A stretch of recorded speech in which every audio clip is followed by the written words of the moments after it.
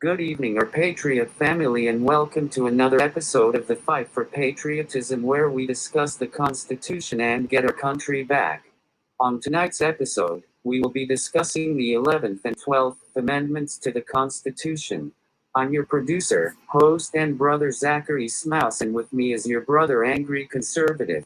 I'll say the Bible verse of the day, play my introduction, and then check on how our brother is. The Bible verse for Thursday, August 18, 2022 is, "Humility is the fear of the Lord, its wages are riches and honor and life." Proverbs 22:4 NIV. We need you now. We need you now.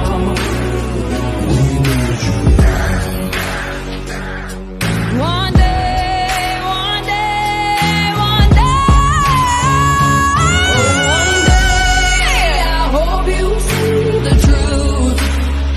This puppet show stays on because of you. We've been dancing with the devil way too long. I know it's fun, but get ready to pay your dues. Oh God, come back home. This crazy world is filled with liars and abusers. We need you now before we're too far gone. I hope one day they finally see the truth. God, we need you now.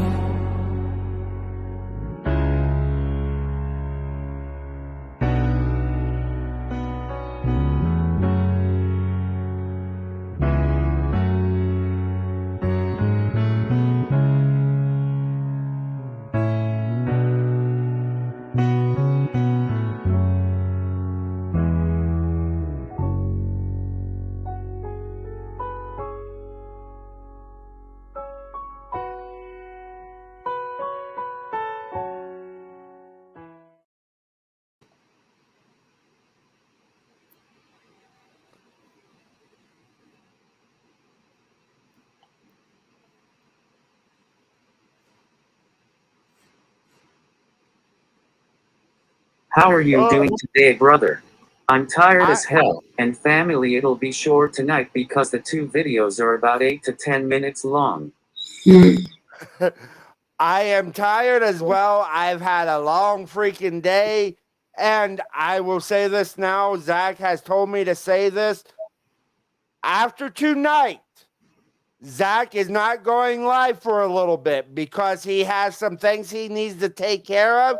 It's nothing that it's that he needs to do a few things. Me and him's talk backstage. After tonight, we don't know how long it's going to be. And he might be on my channel from time to time. But for right now, Zach needs to do a few things that he needs to take care of. So after tonight, we are pausing this. The 11th and 12th Amendments ain't that much to go over. But we're going to do them tonight. And then, are you doing a stream tomorrow night for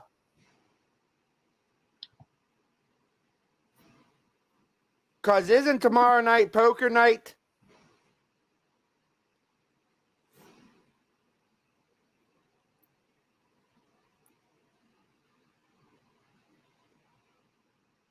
Backstage poker tomorrow night. That's what I thought. So everyone, if you want to join Zach, Ghetto, and a lot others for backstage poker, but Zach is after tonight. This is the last live stream for a little bit. It's not forever. It's just he needs to take care of a few things. But brother, thank you for letting me do this, helping you with this because I do enjoy this. And everyone, please. With the stream Zach's done, please share these out because people do need to know what the hell is going on in this country and how we get our rights back. So, Zach, let's start this and get this show on the road. All right, the 11th Amendment. I need to get that.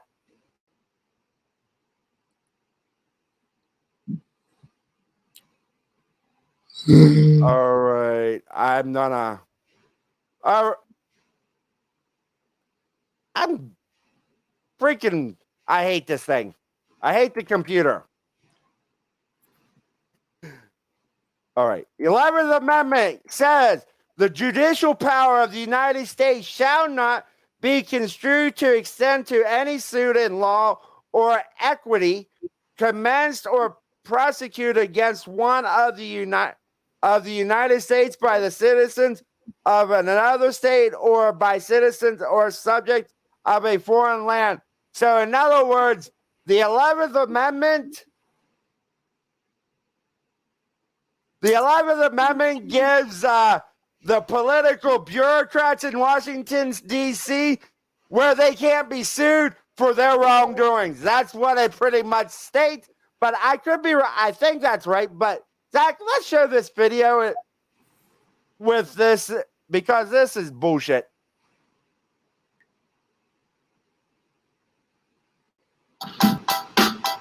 Hey guys, welcome to Hit Pew's History. It's back, baby. That's the Constitution for Dummies series. We're going to have a home run with the 11th Amendment. What are you doing watching a video about the 11th Amendment? Nobody knows the 11th Amendment. But you're gonna. Giddy up to learn it. Here we go.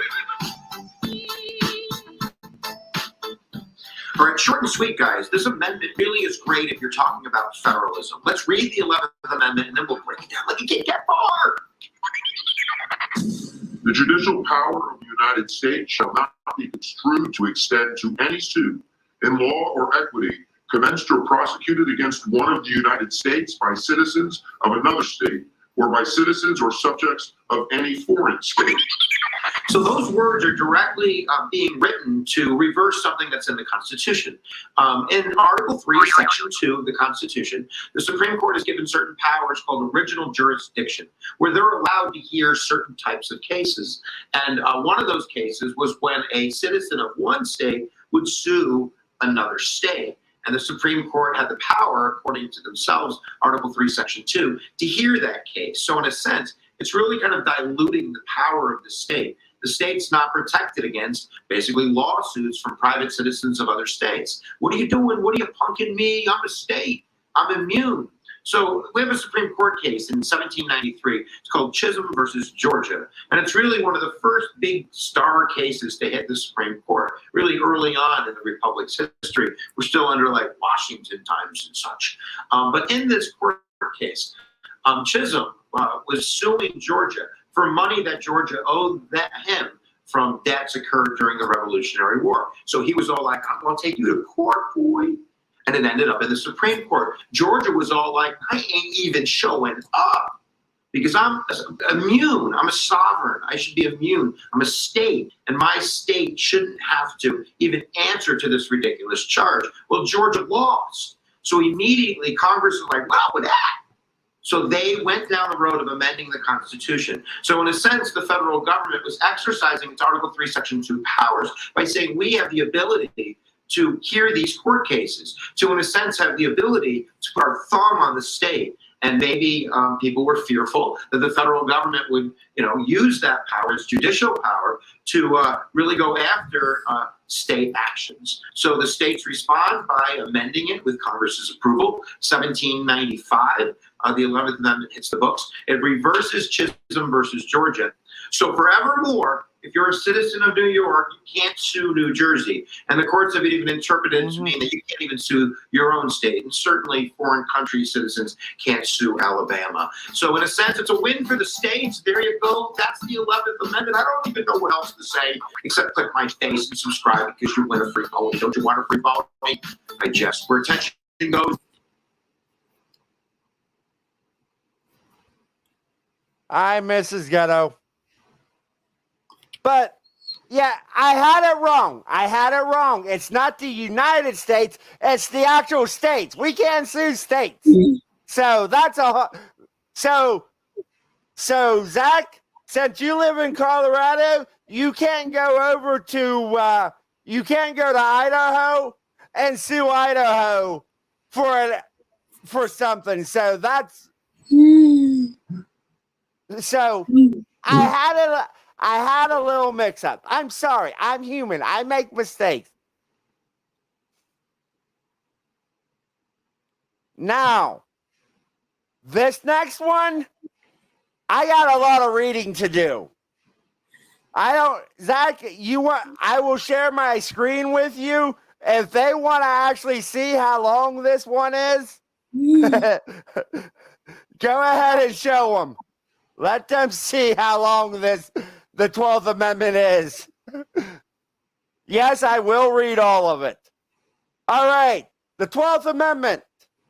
The electors shall meet in their respective states and vote by ballot for president and vice president, one of whom at least shall not be an inhabitant of the same state with themselves. They shall name in their ballots the person voted for as president, and in the distant ballots the person voted for as vice president, and they shall make distinct lines of all persons voted as president and of all persons voted for as vice president, and the number of votes for each, which list they shall sign and certify and transmit sealed to the seat of the government of the United States, directed to the president of the Senate.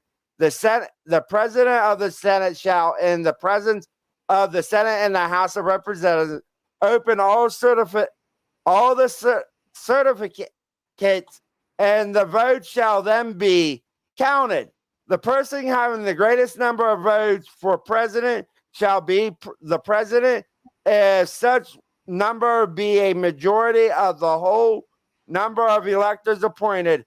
If no person have such majority, then from the persons having the highest numbers, not excluding 3 on the list of those voted for as president, the House of Representatives shall choose immediately by ballot the president. But in the choosing the state, the vote shall be taken by states, the representation for each state having 1 vote. A quorum for this purpose shall consist of a member or members from 2/3 of the states, and the majority of all the states shall be necessary to a choice. And if the House of Representatives shall not choose a president, whenever the right of choice shall devolve upon them before the 4th day of March next following, then the vice president shall act as president, as in the case of the death or on other constitutional disability of the president. The person having the greatest number of votes as vice president shall be the vice president, if such a number be a majority of the number of electors appointed, and if no person have a majority, then from the 2 highest numbers on the list, the Senate shall choose the vice president. A quorum for the purpose shall consist of 2/3 of the whole numbers of senators, and a majority of the whole number shall be necessary to a choice, but no person constitutionally ineligible to the office of the president shall be eligible to that of the vice president of the United States. Yeah, that is a mouthful. That is a freaking mouthful. I'm sorry. All right, Zach. Odd.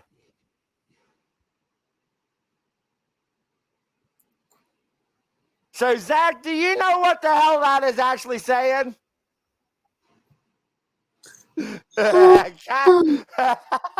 Kinda. All right. What it's actually saying is, if a president doesn't get a majority, let's say there's a tie, what happens? The House of Representatives picks the president, and each state gets 1 vote. The Senate picks the vice president, and each state gets 1 vote. So let's say that, and I'm going to use this as an example. This is just an example. What it would do is, let's say Trump and Biden both got 269 votes. electoral votes. Both of them tied.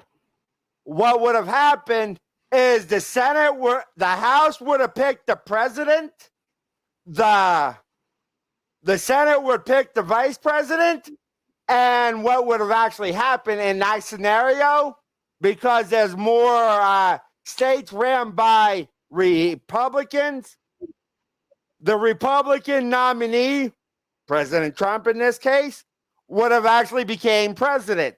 And the Senate would have been the same, so we would have had the same president and vice president as before.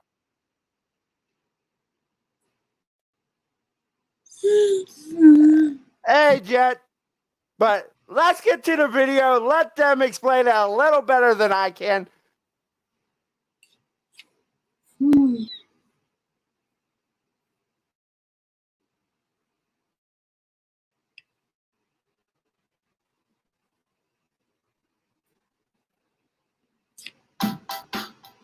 Hey guys, welcome to Hip Hughes History. We're going to bang up some 12th Amendment for you guys and fix some of the boo-boos that the Founding Fathers made in the original Constitution. What are you talking about, Mr. Hughes? They were perfect. Maybe not perfect.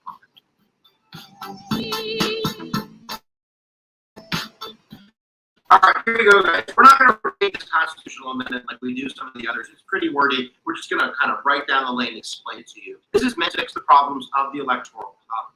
Yeah, guys, there's problems with Article 2, Section 1, Clause 3, the Electoral College, the process for electing president. And these problems arise both in 1796 and 1800. So why don't we take a look at those two elections, and then we'll kind of briefly explain what the 12th Amendment is going to do to fix those problems, and then we're going to go have a fantastic day of learning and growing this young.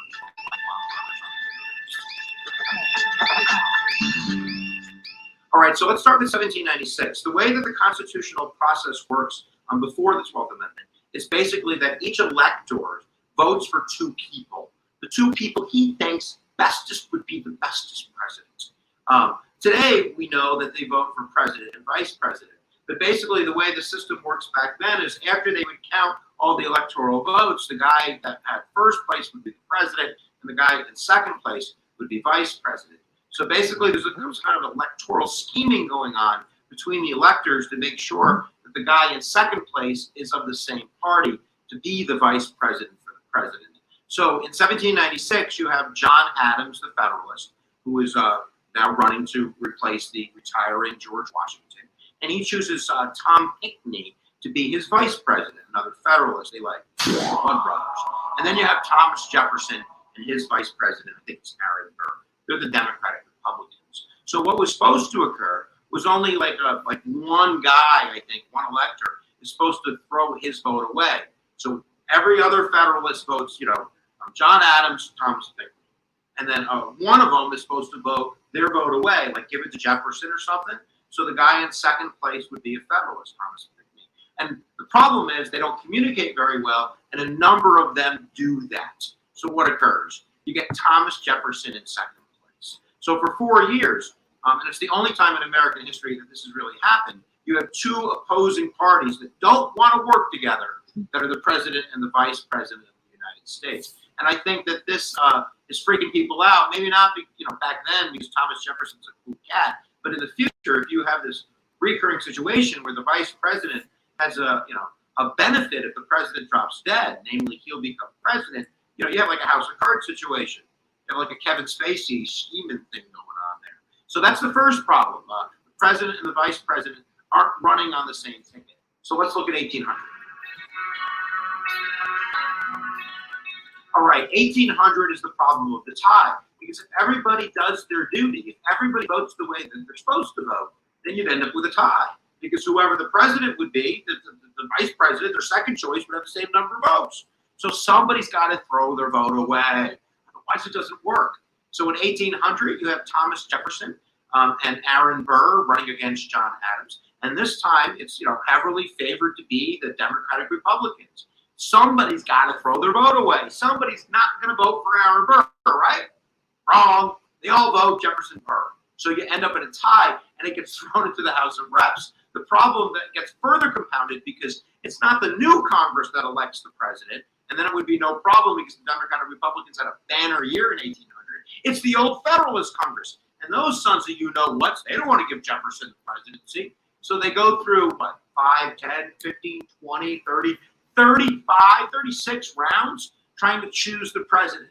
At the end of the day, it's Alexander Hamilton, who's the hero of the situation, who convinces his Federalists that it's best that they make sure that Jefferson gets the presidency. Let bygones be bygones. He knows that Aaron Burr is a more dangerous choice than Thomas Jefferson. But now we have to fix these problems, all right? We're going to fix them because I got something called the 12th Amendment. So the 12th Amendment, at the end of the day, it's really long, guys. At the end of the day, it's going to have two distinct ballots for the presidency and the vice presidency. So when the electors are casting their votes, they don't have to worry about ties or who comes in second, all this nonsense. It'll be the ticket that wins, and we don't have to worry about all this nonsense. You do still have this favorite son clause, though. And what this clause is, it's also in the original Constitution, that if you're an elector from Texas, you're not allowed to choose a president and vice president that are both from Texas. This was supposed to stop like the favorite son syndrome, that every state would just elect people from their state. The only time this has ever been of any concern was in 2000. There were, I believe, some suits that came up in the court system after Bush and Cheney won, because technically Cheney was living in Texas for 5 or 6 years before the election. So technically, according to the 12th Amendment, the people in Texas, the electors from Texas, should not have been able to vote for Bush and Cheney. But the courts ruled that he changed his license the last couple of weeks before the election. But that's in that amendment. So having the president and the vice president also is going to stop that problem of ties or anything occurring like it happened in 1800. And now, basically, what occurs is like the Electoral College. After we have the election, it goes to a joint session of Congress where the vice president, acting as president of the Senate, is the official counter of the Electoral College. And then if nobody gets the majority of votes, this is still the same, it gets thrown into the House of Reps for the presidency.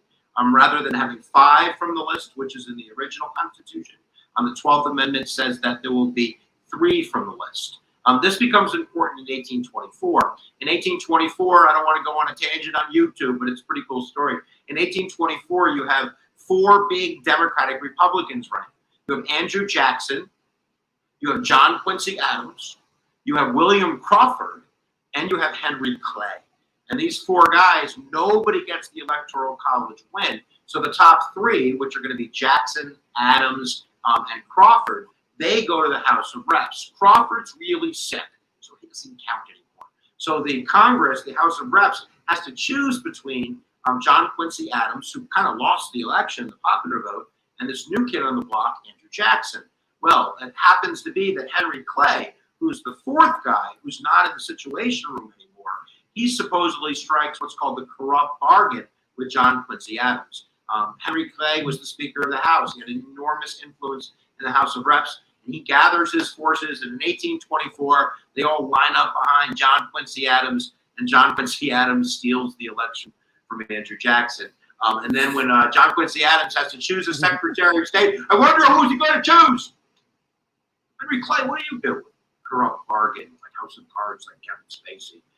But at the end of the day, that's basically it, guys. That's the 12th Amendment for you. No more president and vice presidents of opposing parties. We're going to have one ticket, and we're going to elect those bad boys together. Giddy up for the learning, guys. If you haven't checked out Hip Hughes History, why don't you click on that teacher's face? I think that's one of the teachers out there that shows my videos sometimes. So that's why if we get a Trump DeSantis ticket, it can't happen. It's because of that 12th Amendment.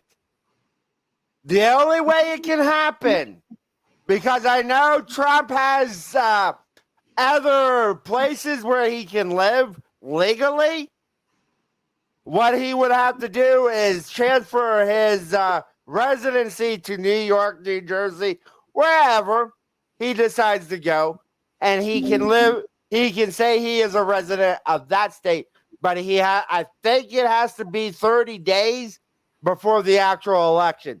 That's the only catch. So, that is the 11th and 12th Amendments. They are not very long. they are somewhat important, but not as important as what the first 10 are. But that's my opinion. Zach, go ahead and.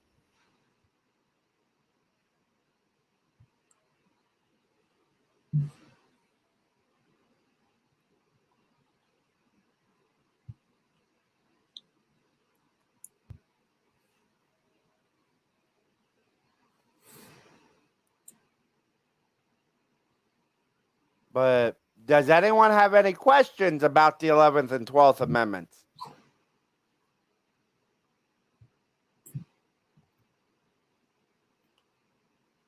I do not, Joe, I don't want Tulsi. I don't want her anywhere near that White House for one simple fact. She wants gun control. I do not stand for that.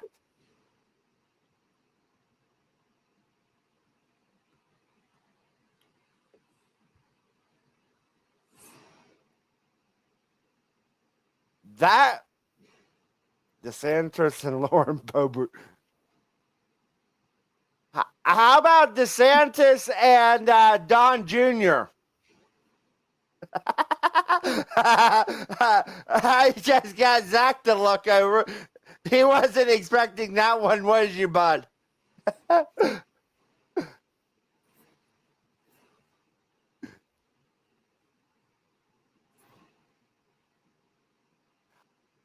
I don't want even her sitting in the White House. Go ahead, Zach.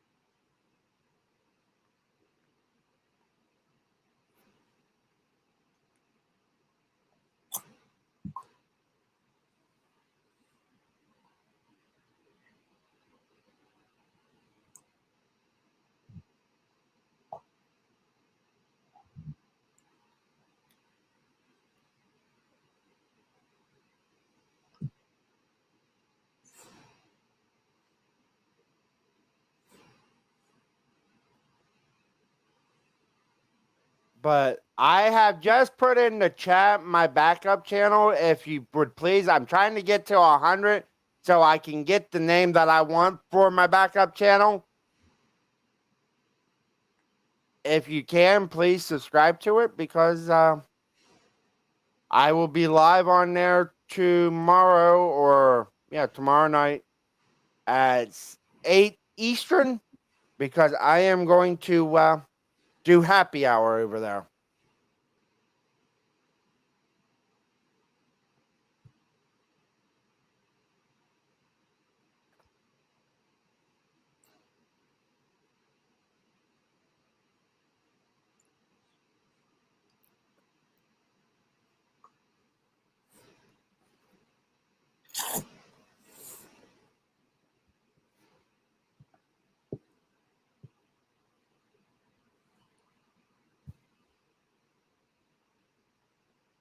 Hey family, thank you for coming and learning about the 11th and 12th Amendments.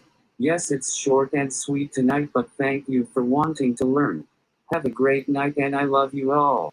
And after tonight I'm taking off YouTube until about October because I have work to do. Thank you.